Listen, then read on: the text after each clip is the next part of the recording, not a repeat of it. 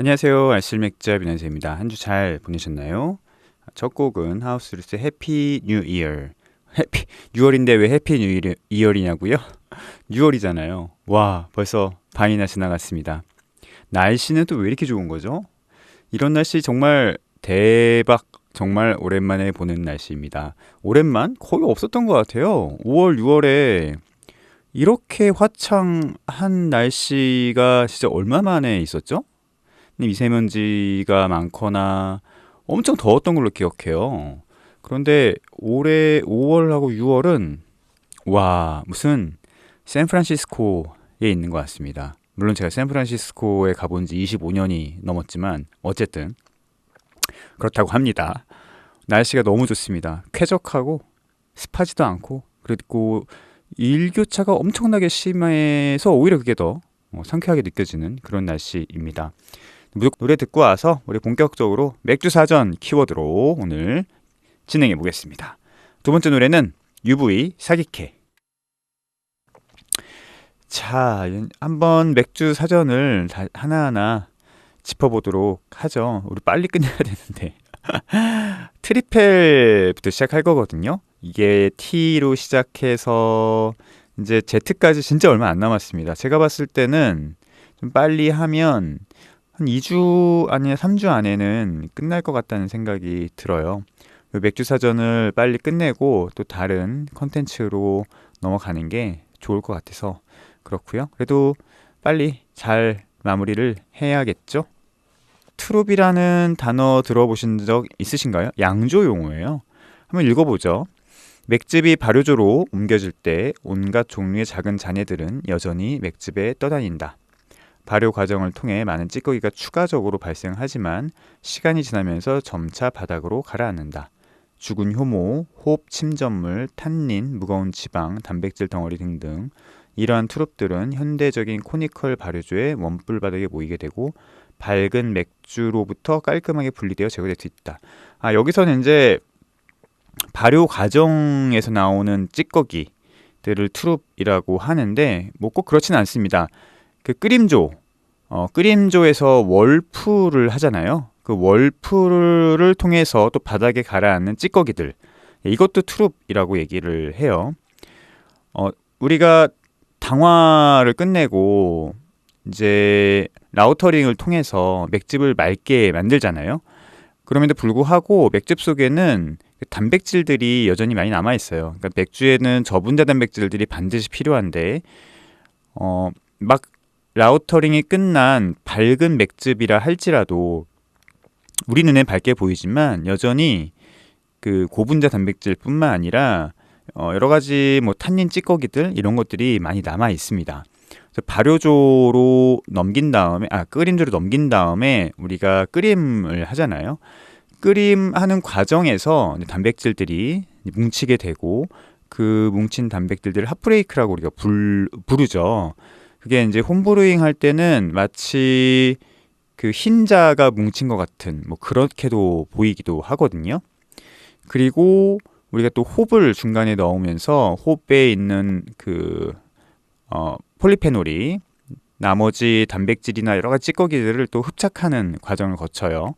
그래서 끓일 때도 되게 많은 찌꺼기들이 계속 거품 속에 있는 게 보입니다. 그리고 특히 뭐 홉을 넣거나 이럴 때는 옆에 이제 끓임조 옆에 막 들러붙기도 하고 대부분 단백질들이 그렇게 뭉쳐서 막 이렇게 붙어 있는 모습들을 볼 수 있거든요. 어쨌든 끓임이 끝난 다음에 월풀을 하잖아요, 보통. 월풀을 하고 나면 밑에 홉 찌꺼기들이 머금고 있는 굉장히 잔해들이 쭉 밑에 깔려 있습니다. 이런 걸 트룹이라고 하고요. 그 다음에 이제 월풀 이후에 그 다음에 발효조로 넘어가잖아요. 발효조로 넘어갈 때도 또 완벽하게 또 깨끗한 게 넘어가는 건 아니에요. 물론 최대한 깨끗하게 걸러내긴 하지만 어쨌든 또 발효조로 넘어가면 효모를 넣죠. 그럼 효모가 발효를 하면서 또 효모 찌꺼기들 뭐 이런 찌꺼기들이 발효 후에는 또 밑에 쌓이게 되죠. 거기에 또 드라이호핑까지 하게 되면 이제 홉하고 그 다음에 효모들이 뭉쳐서 바닥에 남게 되는데 이제 그런 것들이 다 트룹이라고 부릅니다. 근데 여기서는 이제 뭐 죽은 효모라고 하는데 효모는 다시 재회수를 할 수가 있어요. 그러니까 이 가역성 물질이거든요. 가역성 생물이기 때문에 또 적절하게 당이 주어지면 또 활동을 하게 됩니다. 물론 이제 시간이 많이 지나게 되면 이제 효모들이 다시 이제 죽을 수도 있죠. 어쨌든 이 뭐 발효조뿐만 아니라 끓임조에 남아 있는 여러 가지 찌꺼기들, 이 찌꺼기들을 트룹이라고 한다라는 용어를 알아주시면 좋을 것 같고요. 그리고 이 트룹을 청소하는 게 양조의 반이에요. 결국은 그 양조를 하기 전에 남아있는 트룹을 아주 깨끗하게 청소하는 거 CIP, 그리고 뭐 양조가 끝난 다음에 이 트룹을 또 제거하는 것, 뭐 이런 게 결국은 양조의 반이라고 할 수 있습니다. 저희 같은 양조장에서는 이 트룹을 치우는 게 좀 꽤 골치가 아파요. 뭐 조금 외부에 있는 양조장이나 아니면 뭐 산속에 있는 양조장이나 도심 바깥에 있는 양조장들은 이 트룹을 치우는 게 그렇게 어려운 일은 아니거든요. 근데 저희 좀 도심 속 양조장들은 이 트룹을 그대로 하수구에 버렸다가는 하수구가 막히고 맙니다. 그리고 결국은 이 트룹을 다시 모아서 따로 음식물 쓰레기통에 제거를 하는 그런 과정을 거치게 되는데 그 과정이 제일 조금 뭐랄까요? 좀 짜증나요. 예, 짜증나는 작업 중에 하나입니다. 청소니까요. 청소 좋아하는 사람이 어디 있겠어요. 용어 알아두시면 좋을 것 같고요. 드디어 이제 유로 넘어오네요. 와, 예. 얼마 만에 유로 넘어옵니까? 한 2년 걸린 것 같은데요. 그죠? 자, 유. 첫 번째는 unfiltered라고 하는 단어예요. 비여과. 뭐 이렇게 저희가 번역을 했는데 필터링하지 않은 맥주 뭐 이런 얘기죠. 근데 원래 맥주는 필터링하지 않았어요. 인류와 함께 있었던 대부분의 맥주들은 필터링을 거치지 않았죠. 한번 읽어보죠. 비어과, 즉 필터링하지 않은 맥주는 비록 새로운 개념은 아니지만 크래프트 맥주 애호가들이 원조 경험을 찾아 나서면서 점점 인기를 끌고 있다. 동일한 맥주를 여과한 것과 여과하지 않은 것을 비교 시음해 보면 특히 마우스필과 풍미에서 종종 확연한 차이가 난다. 하지만 비어가 맥주는 유통기한이 짧은 경우가 많기 때문에 신선할 때 즐겨야 한다. 그쵸? 뭐 맥주를 필터링하기 시작한 거는 뭐 19세기 후반 이후부터죠. 그래서 독일 맥주 중에서도 이제 찌비겔이라든지 이런 맥주들이 있잖아요.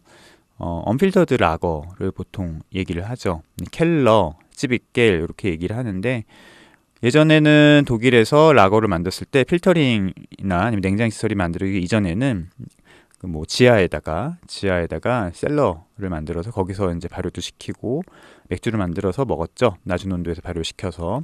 그러다 보니까 그 찌비겔이나 켈러 같은 맥주는 예, 투명하지가 않습니다. 효모가 여전히 남아있다라고 볼 수 있죠. 탄산도 많지 않고요. 전반적으로 약간의 효모에서 올라오는 빵향 같은 것들이 이 언필터드 라거에서는 남아있는 경우들이 좀 많고요. 그 다음에 질감 같은 경우도 약간 이렇게 뭔가 남아있고 씹히는 느낌, 살짝 부드러운 느낌 이런 것들이 나기도 합니다. 뭐 크래프트 맥주에서는 뭐 여과를 크게 시키지 않는 게 일반적이죠. 보통 대량 유통을 하거나 아니면 뭐 장기간 보관이 필요한 장기간 선반에 있는 어떤 그럴 필요가 있는 맥주들 같은 경우에는 필터링을 합니다. 크래프트 맥주의 경우라 할지라도요. 그래서 보통 원심 분리기 같은 것들을 이용을 해서 필터링을 하고요. 필터 타입 여러 가지 이제 필터를 끼워서 맥주를 쏴서 필터링 시키는 방법, 이런 방법들 같은 경우는 비열 처리 공법이라고 보통 하죠. 그러니까 예전에 90년대 후반, 2000년대 초반만 하더라도 뭐 대기업 라거들 같은 경우도 이제 열 처리 공법을 통해서 파스처라이제이션이라고 하죠. 60에서 70도 정도 되는 물에다가 한 20-30분 맥주를 넣어놔서 이제 효모들을 죽이는 거죠. 살균을 하는 거죠. 그런 방식으로 유통을 했는데 이제 비열 처리 공법이라고 하는 것이 나오면서 여러 가지 필터들을 낀 어떤 그런 그 곳에다가 맥주를 빵 쏘면은 이제 맥주의 여러 가지 뭐 효모들이나 아니면은 뭐 균들, 해로울 수 있는 균들 같은 것들이 걸러지는 그런 시스템을 통해서 현재는 맥주를 필터링하고 있습니다. 그래서 우리가 알고 있는 대부분의 뭐 라거들, 뭐 국산 라거들 이런 라거들도 그런 방식으로 필터링을 하고 있는데요. 그런데 이제 문제는 그게 굉장히 0.4 마이크로 미터인가요? 여기까지 걸러내기 때문에 대부분 다 걸러내는 거예요. 뭐 라거 같은 경우, 특히 아메리칸 라이트 라거 같은 경우는 호평이 그렇게 중요하지도 않고 오히려 깔끔한 청량감이 중요하기 때문에 그런 필터링을 통해서 맥주를 만드는 게 맞죠. 그리고 보관도 오래 할 수 있고. 근데 크래프트 맥주 같은 경우는 어쨌든 향이 중요한 맥주들이 많잖아요. 특히 미국의 뭐 IPA나 아메리칸 페이레일 같은 경우는 어쨌든 호평이 중요한 맥주들이기 때문에 그런 식으로 필터링을 하면 맥주의 향이 다 날아갑니다. 이거는 뭐 효모가 만들어내는 향이 중요한 맥주들도 마찬가지죠. 바이스 비어 같은 경우는 필터링을 하면 안 되잖아요. 특히 대부분의 벨기에 맥주들도 필터링을 하는 걸 금기시하고 있습니다. 효모가 만들어내는 향이 중요하기 때문인데요. 그래서 국내에 있는 뭐 수제 맥주들, 편의점 수제 맥주들 같은 경우, 아니면 예전에는 이제 뭐 크래프트 맥주들 같은 경우에도 원심 분리기를 통해서 필터링을 하면 그 맥주의 보관 기간이 길어지긴 할지라도 향이 많이 사라지는 경우들이 많았어요. 특히 원심 분리기 같은 걸 쓰면은 뭐 향도 날아갈 뿐만 아니라 뭐 수율이 너무 떨어지기 때문에 솔직히 대량 생산을 하는 곳에서만 가능한 어떤 그런 공법이고요. 그래서 크래프트 맥주 같은 경우는 최대한 필터링을 하지 않으면서 청징작용 정도만 통해서 맥주를 최대한 맑게 만들고, 특히 라거 같은 경우는 또 숙성을 오래 하면은 또 자연스럽게 또 맥주가 맑아지게 되거든요. 그걸 통해서 유통하는 방법을 지금 계속 사용하고 있죠. 그래서 크래프트 맥주가 예전에는 3개월이었어요. 국내에서도 상미기한이 3개월 이렇게 잡았었는데 최근에는 그거만 많이 늘어났고요. 뭐 1년까지 요즘은 잡고 있는 경우들이 또 많고, 또 양조 시설이 또 많이 발달하다 보니까 그만큼 오염에 대한 그런 어떤 위험도 줄었기 때문에 6개월 이상, 뭐 1년까지도 이제는 뭐 보관해도 크게 문제는 없지 않느냐라는 생각이 듭니다. 그렇습니다. 저희 독립맥주 공장 맥주 당연히 다 언필더드 맥주들이죠. 그래서 근데 뭐 상관없는 게 저희 뭐 한 달 안에 맥주가 한 배치들이 다 나가기 때문에 모든 맥주들이 오히려 필터링을 하지 않는 게 맞는 것 같고, 그러니까 크래프트 맥주들의 어떤 매력, 유통하지 않는 크래프트 맥주들의 매력, 혹은 유통을 하더라도 생맥주 유통만 하는 크래프트 맥주들의 매력은 이 그러니까 여과를 하지 않은 맥주들에 오는 어떤 매력에도 좀 있는 것 같습니다. 자, 언탭트 요거는 그냥 간단히 넘어가죠. 레이트비어닷컴 같은 것들이 뭐 예전에 되게 유행을 했었죠. 레이트비어 같은 경우는 맥주의 점수를 부과하는 그런 인터넷 사이트죠. 뭐 예전에는 레이트비어가 몇 점이냐에 따라서 그 맥주의 평가가 많이 달라지곤 했었어요. 그런데 레이트비어가 아마 에이브 인베브 쪽에 인수가 됐나 할 거예요. 미국 쪽에는 몇 개의 이런 맥주를 평가하고 리뷰하는 사이트들이 있는데 가장 대표적인 게 레이트비어였고요. 근데 이제 언탭드라고 하는 이제 또 다른 평가 사이트가 있는 거죠. 요즘은 언탭트를 많이 이용하는 것 같습니다. 그래서 뭐 한국에서도 언탭트 아이디를 갖고서는 뭐 리뷰, 평점 및 리뷰를 하기도 하고요. 뭐 대부분 언탭트를 들어가면 이 맥주가 어떤 평가를 받고 있는지 볼 수 있습니다. 대부분 미국 맥주들 유주로 나오고 있고요. 그다음에 한국 맥주들이 조금씩 올라오기 시작한 것 같아요. 옛날 같지는 않지만 옛날에 아예 없었는데 요즘엔 그래도 한국의 크래프트 맥주들을 이 별점을 부과하고 또 평가를 하는 그런 것들도 종종 볼 수 있습니다. 저도 그러니까 아이디를 갖고 있는데 하진 않았어요. 뭐 굳이 뭐 여기서 이런 것들을 하는 게 중요하지 않다고 생각해서 하진 않았는데 이런 게 있다는 거 아시면 좋을 것 같습니다. 그래서 이 맥주에 대한 세계인들의 평가, 주로 이제 미국인들이겠지만 미국인들의 평가가 어떤지 보고 싶으면 언탭트에 가입하셔가지고 앱 있으니까 앱 다운받으셔서 보시면 될 것 같고요. 그 다음에 바로 이제 V로 넘어가네요. U는 별로 없네요. 빨리빨리 넘어갑니다. 야, V. 첫 번째 맥주부터 심상치 않네요. 비엔나, 메르젠, 옥토페스트. 요거를 한꺼번에 놨네요. 그러니까 이 양반이 맥주를 좀 아는 사람이죠. 비엔나, 메르젠, 옥토페스트 비어. 맥주 스타일이죠. 이걸 똑같이 놓은 이유는 요 세 개의 맥주가 똑같은 뿌리를 갖고 있기 때문입니다. 비엔나 라거가 이 모든 메르젠과 옥토페스트 비어의 뿌리죠. 읽어보면서 정리를 한번 하도록 하죠. 서로 밀접한 관련이 있는 이 세 가지 스타일은 오스트리아 빈과 그 주위에 기원을 두고 있으며 지난 가을에 몰트와 홉을 소진시키는 전통적인 방법으로 같은 시기에 세상에 나왔다. 메르젠은 3월을 의미하며 이른 봄에 특별한 양주를 양조하는 아이디어가 독일에만 있는 것은 절대 아니다.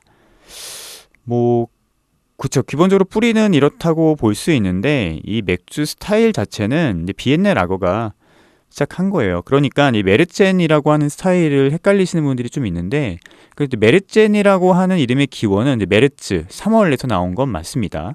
그 기원 자체는 그러니까 예전에 냉장 시설이 없었을 경우에 그 시절에 여름에 마시는 맥주를 만들기 위해서 맥주를 만들기 이제 마지막 달 더워지기 이제 막 마지막 달인 3월에 맥주를 많이 만들어서 그걸 보관했다가 여름 동안에 맥주를 마시고 또 그거를 또 맥주를 또 만들어야 되기 때문에 9월이나 10월에 또 다 소진하면서 옥토페스트가 생겼고 그런 어떤 맥주 축제가 생겼고 이런 어떤 그 기원들을 갖고 있는 게 맞아요. 그래서 이제 메르젠이 3월에 만드는 고급 맥주다.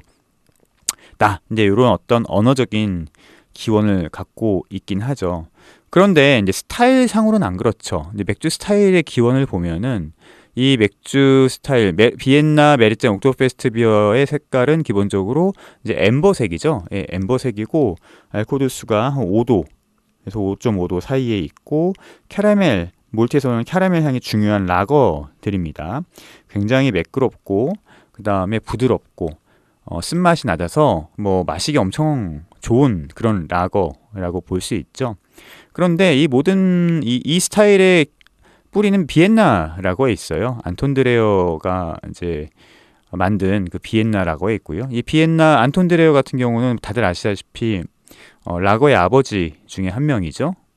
가브리엘 제들마이어 2세랑 그 다음에 누구죠? 야콥 야콥센. 그 다음에 안톤 드레어. 이 세 명이 이제 현대의 라거 스타일을 정립하기 위해서 굉장히 노력한 그 라거의 아버지라고 불리우는 사람 중에 한 명이 안톤 드레어인데요. 이 안톤 드레어는 원래는 이제 밝은색 라거를 만들고 싶어 했어요. 1842년에 필스너 우르켈이 나오자마자 야, 이거는 우리가 만들어야 되는데 하면서 밝은색 라거를 만들고 싶었지만 오스트리아 빈의 물로는 힘들었죠. 오스트리아 빈의 물은 경수였기 때문에 지금도 경수입니다. 경수기 때문에 그렇게 풀젠의 연수에서 나오는 밝은색 라거는 만들기 힘들었어요. 당시에는. 그래서 만들어진 게 이제 비엔나 라거예요. 비엔나 라거 색은 완전 까맣진 않죠. 또 약간의 엠버색을 좀 짙은 엠버색을 띠고 있는데 그 엠버색 자체가 경수였기 때문에 그렇고요. 근데 이 비엔나 라거의 전통을 이어받은 게 바로 메르젠이죠. 그러니까 메르젠의 기원은 3월에 만드는 맥주가 많지만 현대적인 메르젠은 1871년에 뮌헨에 있는 가브리엘 폰 제들마이어 2세, 그러니까 아까 얘기했던 가브리엘 제들마이어 2세의 형 요세프 제들마이어 2세의 아들이에요. 요 아들이 누구한테 맥주를 배우냐면 아까 전에 말씀드렸던 비엔나 라거의 창시자인 안톤 드레어한테 맥주를 배워요. 네, 들어가서 맥주를 배웁니다. 그리고 1871년에 다시 뮌헨으로 돌아와서 요 메르젠을 만드는 거예요. 근데 메르젠을 어떤 걸 참고해서 만들었냐? 그냥 비엔나 라거를 참고해서 만들었던 거죠. 그리고 그 다음 해에 옥토페스트가 열렸는데 이 옥토페스트 맥주가 동이 나버려요. 보통 그 당시 1870년대에 이제 옥토페스트 맥주는 둔켈이었거든요, 대부분. 근데 이게 동이 나요. 그래서 야, 이 맥주 동이 나는데 어떻게 하냐, 다른 맥주 좀 가져와봐 해가지고 가져온 게 이 메르젠 맥주였어요. 근데 메르젠이 둔켈보다 알코올 도수 높고 캐러멜 향도 되게 은은하게 나고 또 둥글둥글해서 마시기 편하니까 이게 대박이 난 거죠. 특히 축제 맥주 같은 경우는 알코올 도수가 높을수록 또 마시기 더 편할수록 좋잖아요. 둔켈보다 여러모로 축제 맥주에 더 어울렸던 거예요. 그러면서 이후에 이 맥주가 최고 인기를 끌게 되고 나중에 옥토버페스트 맥주로 또 지정이 되기도 하죠. 그래서 옥토버페스트 맥주 같은 경우는 메르젠보다 조금 더 알코올 도수가 높고요. 한 0.3도 정도 조금 더 마시기 편하게 만들어집니다. 그리고 최근 옥토버페스트 맥주들은 색깔이 또 어둡지도 않아요. 또 밝습니다. 그래서 뿌리는 같이 있지만 또 축제에 사용되는 축제에서 만들어지고 소비되는 맥주는 또 조금 더 밝다. 메르첸보다. 그렇게 생각하시면 됩니다. 뮌헨에 가셔서 이제 맥주를 구입하시게 되면은 보통 이 메르첸과 옥토버페스트 비어가 병기되어 있는 거를 볼 수 있어요. 같다는 얘기죠. 실질적으로. 요번에 저희 9월에 옥토버페스트 갈 거거든요. 빨리 신청하세요. 이제 조금만 더 신청하시면 돼요. 어쨌든 출발은 확정됐는데 그래도 조금 더 많이 가는 게 좋지 않을까 생각되는데요. 가격 나왔습니다. 가격이 669만 원인데 6박 8일에 그런데 지금 신청하시면 저희가 얼리버드 할인 해드리거든요. 10만 원에 659만 원에 저희가 얼리버드 할인 해드리니까 빨리 신청해 주십시오. 옥토버페스트 가보셔야 되지 않겠습니까? 그리고 혼자 가는 거 진짜 재미없습니다. 다 같이 가서 같이 놀고 또 서로의 안전을 지켜주면서 그렇게 해야지 옥토버페스트 제대로 즐길 수 있거든요. 그래서 옥토버페스트 가셔서 옥토버페스트 맥주가 진짜 어떤지 또 즐겨 보시고 공부해 보시는 것도 되게 중요해요. 그래서 가서 보시면 메르첸과는 좀 이런 면이 다르구나 라는 것도 아실 수 있습니다. 그래서 비엔나 라거와 메르첸과 옥토버페스트는 기본적으로 같은 뿌리를 갖고 있다. 하지만 이제 메르첸은 독일로 넘어와서 조금 변형된 거고 옥토버페스트 같은 경우도 거기서 좀 더 변형된 거다. 그리고 체코에서 만들어지는 메르첸 같은 경우는 이 독일 메르첸과 거의 비슷합니다. 그런데 이제 중요한 거는 비엔나, 오스트리아 메르첸은 달라요. 그러니까 오스트리아 이게 웃기죠. 오스트리아 비엔나라고가 독일 메르첸의 뿌리인데 오스트리아에서 메르첸이라고 불리는 맥주는 또 완전 다르다는 거죠. 오스트리아 메르첸 맥주는 완전 밝고요. 완전 밝은색 라거예요. 그리고 완전 드라이합니다. 완전 드라이한 맥주. 그래서 메르첸이라고 했었을 때 오스트리아 메르첸과 독일 메르첸은 구별을 할 필요가 있다라는 말씀을 미리 드릴게요. 자, 마저 읽어보죠. 주로 뮤닉 또는 비엔나 몰트를 사용하기 때문에 몰트의 풍미와 향이 도드라지는데 강한 비스킷과 캐러멜 풍미 그리고 약간의 토스트를 느낄 수 있다. 맞습니다. 비엔나 라거가 지금은 많이 사라졌죠. 지금 다시 이제 오스트리아에서도 만드는 것 같은데 이 비엔나 라거 원형이 살아있는 곳이 바로 멕시코죠. 멕시코의 어떤 그 제2제국의 왕이 이제 오스트리아 에서 넘어가서 막시밀리안 1세가 이제 왕이 됐죠. 되게 비극적인 어떤 최후를 맞긴 했는데 어쨌든 우리 순진한 막시밀리안 1세가 멕시코의 왕이 되면서 이게 1800년대 후반일 거예요. 1800년대 후반. 그러면서 이 멕시코에 이 비엔나 라거가 만들어지기 시작합니다. 많은 양조업자들이 또 같이 넘어갔거든요. 거기서 지금 계속 뿌리를 같이 두고 있는 게 네그라 모델로 같은 맥주들이 있죠. 물론 네그라 모델로는 지금 또 대기업의 하나이긴 하지만 여전히 네그라 모델라가 이 비엔나 라거의 어떤 맥을 갖고 있는 그런 맥주로 여겨지고 있고요. 마셔봐도 역시 그렇습니다. 읽어보겠습니다. 하지만 이에 비해 호배 영향력은 거의 느끼기 힘들다. 원래 옥토버페스트 축제는 메르첸의 등장으로 30년 정도 앞서 시작되었지만 메르첸은 금세 축제를 위한 최고의 맥주가 되었다. 제가 아까 말씀드린 그 이유 때문에 그렇습니다. 둔켈을 쉽게 이겼죠. 사실 독일에서 옥토버페스트라는 명칭은 뮌헨의 6개 맥주들만 사용할 수 있다. 그렇죠. 독일의 맥주 축제가 한두 개가 있는 게 아닌데 옥토버페스트라고 하는 맥주 축제는 뮌헨의 맥주 축제예요. 근데 그게 가장 크고 또 오랜 역사를 갖고 있기 때문에 또 상업적으로 또 가장 가장 발전한 어떤 맥주 축제죠. 거기에는 이 뮌헨에 있는 양조장들의 독과점이 있습니다. 이 정말 대단한 어떤 예, 상업적 비즈니스적으로 중요한 그 시기였거든요. 그러니까 예전에 이 뮌헨에 있는 혹은 뮌헨 근처에 있는 맥주 회사들한테 옥토버페스트라고 하는 곳은 1년 매출을 보장받을 수 있는 그런 대단한 기회였어요. 그래서 그쪽에 이제 독과점을 만들고 권력이 되고 뭐 그러면서 여러 가지 일들이 있었다고 합니다. 그걸 잘 다룬 영화가 이제 넷플릭스의 옥토버페스트라고 하는 독일 더럽게 재미없는 예, 그런 드라마가 있죠. 거기 보시면 이 뮌헨에 있는 맥주 회사들이 옥토버페스트 참가권을 독점하기 위해서 예, 철저히 다른 양조장들을 배제하고 자기들끼리 카르텔을 형성을 해서 얼마나 견고한 카르텔을 만들고 있는지, 그리고 거기에 들어가기 위해서는 또 엄청난 로비와 뭐 이런 얘기들이 뭐 있는 재미없는 드라마입니다.